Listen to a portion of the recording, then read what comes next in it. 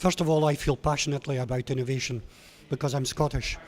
And not many people realise, but we have a fantastic tradition of innovators, from one of my ancestors, James Watt, the steam engine, through to James Clerk Maxwell and many, many others.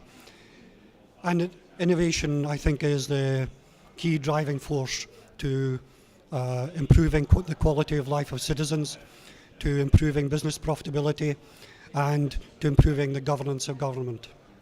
First of all, we must have the research. We must have pure research. And then there are others who can take over and turn that research into marketable products that have a benefit to society. Fragmentation is an issue. At ERISA, what we try to do is pool together the regions right across Europe. We have regional members from Karelia in Finland to Extremadura in Spain. And what we try to do is to collect best practice and share that amongst the regions through workshops, seminars.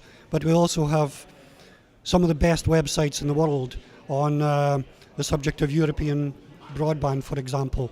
So we pool together the best practice on issues like regulation, technology, financing, so people don't need to reinvent the wheel.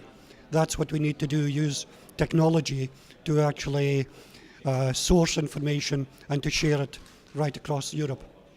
ERISA has developed partnerships with many organisations, and we're particularly proud to be associated with EAI, because as I say, if you don't have that catalyst for change right at the beginning, that network of like-minded individuals who realise that innovation is a key driving force, if you don't have that, then the whole process changes, it fails.